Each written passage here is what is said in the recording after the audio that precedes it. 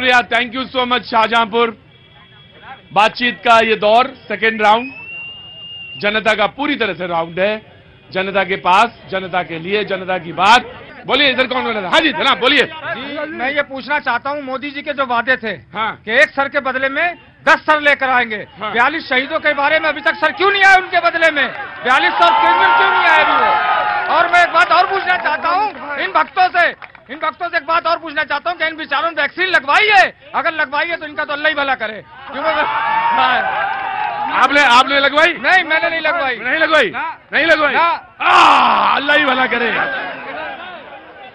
अगर जिसने नहीं लगाई तो वो अल्लाह ही निगहबान है उसका। भारतीय जनता पार्टी से पूछना चाहूंगा, जो चीन सिर पर चढ़ा आ रहा है उसका क्यों नहीं बिगाड़ पा रहे हो तुम लोग?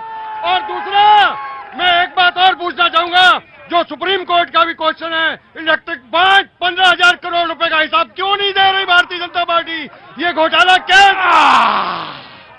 हाँ जी बोलिए। जवाहरलाल नेहरू के काल में 38,000 वर्ग किलोमीटर चाइना ने कब्जा कर ली थी, और नेहरू से जब अटल बिहारी वाजपेयी ने संसद में पूछा कि चाइना ने क्यों ये कब्जा की है जमीन, वो खाली क्यों नहीं कराते, तो नेहरू जी ने कहा था कि बाहर उगता क्या है, तो अटल जी ने पूछा उगता तो तुम्हारे। बसपा का बहुत पुराना नारा है कि चल गुंडों की छाती पर मोहर लगाओ हाथी पर। अभी भारतीय जनता पार्टी वाले कह रहे कि गोली मारो हाथी पर। हाथी इनको मालूम है कि हमारे हिंदू समाज में क्या है, इनको मालूम है कि हाथी हमारे हिंदू समाज में क्या है। हाथी हमारे हिंदू समाज में भगवान माने जाते हैं। जी एक एक मैं आ जाऊंगा, बिल्कुल मिल जाए जी। छोटे से शहर कहना चाहूंगा। हाँ 2 छोटे से शहर कहना चाहूंगा। हाँ चलो बोलो। हाथी मर गया ठंड में, साइकिल बिक गई कबाड़े में। ये शेर है। साइकिल बिक गई कबाड़े में, हाथी मर गया ठंड में, साइकिल बिक गई कबाड़े में। हाथी मर गया ठंड में, साइकिल बिक गई कबाड़े में। हाथ का पंजा चला गया नाले में, और कमल का फूल आया अखाड़े में।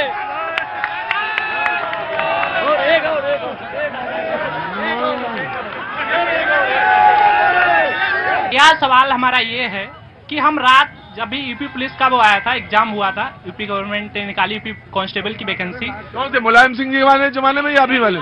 2023 में। तो कम टाइम दिया गया तैयारी के लिए, कोई बात नहीं। हम सभी युवाओं ने रात भर लगभग 20-20 घंटे पढ़ के सोए नहीं है, लेकिन पेपर देने गए, पेपर दे के वापस आए, घर पे नहीं आ पाए भैया जी। पेपर नकल मतलब पेपर लीक होने की खबर न्यूज चैनल पे आ रही थी, और पेपर लीक हो गया, कोई बात नहीं, पेपर कैंसिल होना चाहिए था, सबूत थे सबके पास।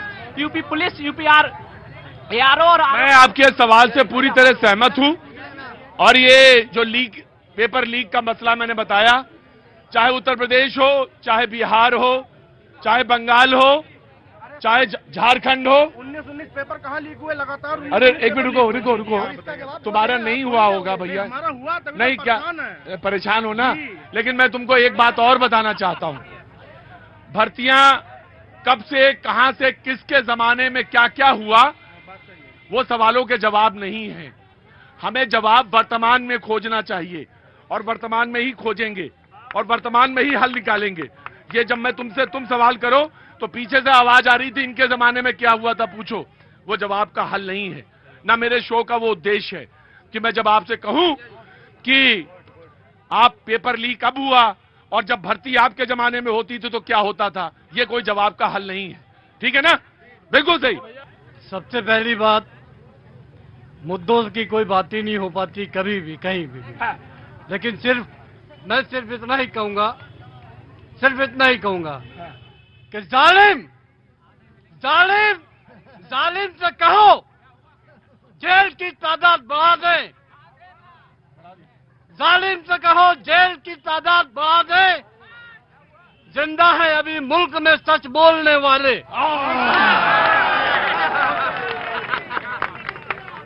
क्या बात है, क्रांतिकारी भूमि से क्रांतिकारी शेर आया, बहुत अच्छा। क्या नाम हो गया जनाब? अमान। जो टैक्स पेयर है आज की तारीख में वो बहुत खुश है। क्यों खुश है? क्योंकि जो उसका टैक्स का पैसा था अभी तक जो लगता था 10 साल से पहले, वो किसी काम नहीं लगता था, घोटालों में चला जाता था। अब कम से कम गरीब के लिए राशन मिल रहा है, तमाम सुविधाएं मिल रही हैं, तो वो पैसा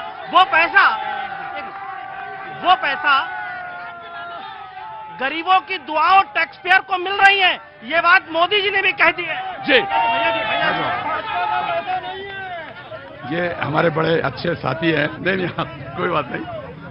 देखिए, टैक्स पेयर का पैसा अगर पहले घोटाले में जाता था तो मैं सिर्फ आपसे एक सवाल कर रहा हूं, जवाहरलाल नेहरू से लेके, हालांकि मैं समाजवादी पार्टी का हूं, लेकिन मैं चूंकि देश की बात कर रहा हूं, जवाहरलाल नेहरू से लेके आज तक या 2014 तक जितने डेवलपमेंट के काम हैं, ये क्या पाकिस्तान से लेके किए थे, आपके घर से गए थे, ये बता दीजिए। एक बात सुन लीजिए, ये टैक्स पेयर की बात कर रहे हैं जो आप घोटाले की बात कर रहे हैं। और पहले की सरकारों में, ये याद रखिएगा, माननीय अटल बिहारी वाजपेयी जी की भी सरकार थी, उत्तर प्रदेश के अंदर कल्याण जी की भी सरकार थी, उत्तर प्रदेश के अंदर राजनाथ सिंह की भी सरकार थी, और उससे पहले अगर आप और देखेंगे तो भाजपा की सरकार उसके बाद भी रही। उसके बाद जो डेवलपमेंट के जो जितना हिंदुस्तान के अंदर, आजाद हिंदुस्तान में काम, ईमानदारी की बात, देखिए कोई बात बायस होकर मत करिए, ईमानदारी से सच्चाई के साथ करिए है, इसलिए कि जो आजादी की लड़ाई जिन्होंने लड़ी है उसमें आज के मैं कहना नहीं चाहता हूं वरना वो अन्यथा चली जाएगी बात, आज उनका कहीं दूर दूर नाम नहीं है। हमने अभी एक किसी ने कहा था कि साहब ये इंडिया अलायंस बना है क्योंकि मोदी जी से डर गए। मोदी जी से नहीं डरे, ये याद रखिएगा, मोदी जी से नहीं बल्कि मुल्क की बका के लिए हम डरे भी हैं और अपने सीने का खून भी देने को। ठीक, सवाल ये नहीं था आपका, सवाल ये होना चाहिए था कि 14 से लेकर 24 तक इनकम टैक्स पेयर कितने बढ़े हैं, कितने फीसदी बढ़े हैं, जीएसटी का कलेक्शन रेवेन्यू कितना बढ़ा है, ये सवाल ज्यादा बेहतर था।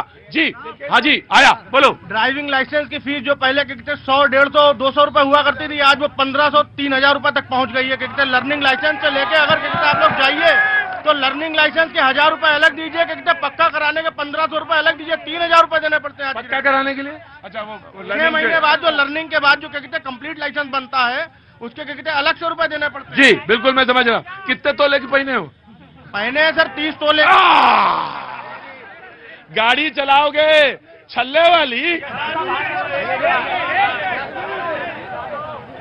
बोलो बेटा, आगे आओ, आगे आओ। सर मेरा सिर्फ बीजेपी वालों से सिर्फ एक सवाल है सर। बहुत ठोक के पूछो बीजेपी वालों से। आप सिर्फ इलेक्टोरल बॉन्ड पे सर बोल दीजिए, आप सर क्यों इतना बड़ा घोटाला 12-13 हजार करोड़ का है? और सर यहाँ इतने लोग खड़े, इनमें से सर आधे लोगों ने पता होगा कि बीजेपी वालों ने बीफ कंपनी से सर चंदा लिया है, पाकिस्तान की बीफ कंपनी से चंदा लिया। यस सर, वो क्यों लेना पड़ा सर? पाकिस्तान की है, पाकिस्तान की है। अच्छा हाँ, हम कह रहे हैं भारत में जितनी बीफ कंपनी है सब भारतीय जनता पार्टी वालों की है, किसी मुसलमान की नहीं। ईमानदारी की बात है। अभी जो इलेक्टोरल बॉन्ड की बात इन्होंने की, इससे पहले भी कांग्रेस की सरकार में। भाई देखो यार, एक मिनट भैया, बीफ से मतलब क्या समझते हो ये बताओ मुझे। बीफ का मतलब क्या हुआ? बीफ का मतलब क्या हुआ? नहीं, बीफ का मतलब क्या हुआ? नहीं, बीफ का मतलब गौमांस नहीं होता है।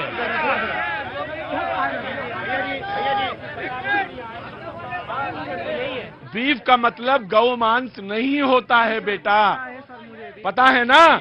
बीफ का मतलब गौमांस नहीं होता है। ये आप जब पन्ने, हाँ मैडम पांडे, जब पन्ना पलटोगी तब पता चलेगा। हल्ला मचाए कर कर कर कर कर कर। जैसा इन्होंने एक जाइए पता करके आइए, मैं यही शो कर रहा हूं। बीफ का मतलब वो नहीं होता जो आप समझ रही हैं। इन्होंने इलेक्टोरल बॉन्ड की बात की है। जवाब। और बॉन्ड की बात करने से बाद आपने देखा सुप्रीम कोर्ट ने एक नियम लाए कि इलेक्टोरल बॉन्ड की आप सारी डिटेल दीजिए, और जैसा ही उन्होंने मांगा स्टेट बैंक ने उस डिटेल दे दी कि कांग्रेस ने कितना वो लिया, पैसा लिया भाजपा ने भी लिया, तृणमूल कांग्रेस ने भी, बसपा ने भी, सपा ने भी, सबने लिया, लेकिन परसेंटेज उनकी औकात बहुजन समाज पार्टी ने कोई एक पैसा भी बांट। अरे आपको जरूरत ही नहीं है, जैसा कि आप तो पहले ही भाजपा के ऐसी बात करते हैं। मैं आ रहा हूं, बसपा कह रही हमने लिया नहीं, बसपा कह रही हमने नहीं लिया। जैसे कि भारतीय जनता पार्टी के मित्र 3 बातें करते हैं। हाँ। राष्ट्रवाद, वो राष्ट्रवाद उनका कैसा है कि अभी आपने इतना अच्छा राष्ट्रभक्ति का जब गाना बजाया तो दिल में सवाल आया कि वतन वालों वतन ना बेच देना, ये धरती ये गगन ना बेच देना, शहीदों ने जान दी है वतन के वास्ते, शहीदों के कफन ना बेच देना। बंगारू लक्ष्मण इनका राष्ट्रीय अध्यक्ष कारगिल के शहीदों के कफन बेचता है, ये इनका राष्ट्रवाद है। दूसरी बात, इनकी योजनाएं क्या हो सकती हैं? अभी जब आपने मोबाइल की लाइटें जलाई तो कोरोना काल के जख्मों को आपने ताजा किया, कोरोना काल के जख्मों को आपने ताजा किया और मरने वालों को कफन भी दे न सका। जो वादा किया झूठा ही मोदी ने वादा किया। ये योजनाएं क्या हो सकती है? जो कफन मरने वालों को ना दे सके वो योजनाएं दे सकता है। ये कहां का इनका राष्ट्रवाद है? ये नारी सशक्तिकरण की बात बोलते हैं। विश्व का सबसे बड़ा रेपिस्ट रेवन्ना, उसके साथ गठबंधन करके विश्व का रेवन्ना, उसके साथ गठबंधन कर, तो नारी शक्ति ना इनकी नारी सशक्तिकरण है ना इनकी देशभक्ति है। और एक तीसरी बात, बहुत धर्म की बात करते हैं, मां मर जाए बेटे का फैशन ना बिगड़े, क्योंकि 5 जोड़ कपड़े बदल के गंजा अच्छा नहीं दिखेगा। ये संस्कृति है, ये हिंदू धर्म की सभ्यता है, ना धर्म के, ना राष्ट्र के, ना विकास के। मैंने एक चीज मना किया था आपसे और कहा था कि व्यक्तिगत टिप्पणी मत करिएगा, वरना इतनी टिप्पणियां आएंगी। ये जो बात करते हैं प्रधानमंत्री जी के लिए, तो ये इतनी अपमानजनक बातें करते हैं, तो इनको पहले अपनी भाषा में सुधार लाना चाहिए। इन्हें जब भाषा का ही सुधार, जब देखिए प्रवक्ता का एक पहली निशानी है, प्रवक्ता होने की पहली निशानी ये है कि आप अपनी भावनाओं पे संयत रहें और सारी बातें कह दें जो कहना चाहते हैं। लेकिन अगर आप किसी की मां की मौत का आप यहां पे नुमाइश करना चाह रहे हैं तो सवाल तो फिर आपसे भी बन जाएगा। जी, इनको क्या पता कि हमारे प्रधानमंत्री जी इतने शांतिपूर्ण ढंग से उन्होंने अपनी मां का अंतिम संस्कार किया। उन्होंने कोई दिखावा नहीं किया। उन्होंने स्पष्ट मना कर दिया था कि जो भी कार्यक्रम देश हित में या राष्ट्र हित में हो रहे हैं वो होते रहेंगे, और वो उसके बाद भी सारे कार्यक्रमों को उन्होंने उसी रूप से किया। तो ये क्या मैं आपसे एक बात के लिए आपको बधाई देना चाहता हूँ। बड़ी संयत रूप से आपने बड़े संयम के साथ परिचय दिया। मैं आप सबका बहुत आभारी हूँ। आपने जो संयम दिया, जो संयम रखा। कौन बच्चा रो रहा है? चॉकलेट? हाँ, अरे रुकिए, आ रहा हूं बेटा, मैं पूछ रहा हूं। लेकिन आपने जो संयम रखा उसके लिए मैं बहुत आपका आभारी हूं, बहुत आभारी। जी बोलो, क्या हुआ? भाई आप चुपचाप रहिए, सारे लोग चुपचाप रहिए। जो चाचा खड़े हैं बगल में, क्या हुआ बेटा? मैं ये कह रही है, मैं स्कूल जाने, मैं उसको कह रही हूँ स्कूल जाने। मैं स्कूल जाता हूँ। मैं स्कूल जाता हूँ। अच्छा, आ करके बता दो भैया। अरे भाई ये तोता की तरह ना बताइए, क्या चाहिए क्या बेटा? मैं बच्चे पपी स्कूल जाती हूँ। अच्छा ठीक है बेटा, मैं एक बात बताऊं तुमसे, मम्मी के साथ आए हो पापा के साथ आए हो? दोनों के साथ आए हो। ले लो चॉकलेट ले लो बेटा।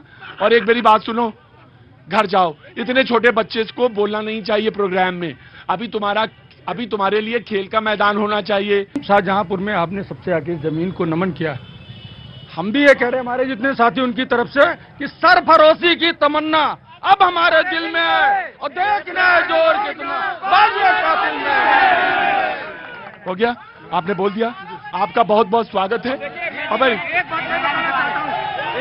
मैं बताना चाहता हूं आपको, जिस तरीके से 1947 में हिंदू मुस्लिम ने सब एक थाली में खाना खा के इस देश को आजाद कराया था, आज भी इस देश को इन कालों से आजाद कराएंगे। पहले हम लड़े थे गोरों से, आज अभी बस सिर्फ इतना, फिर होगी मुलाकात। भैया जी कहें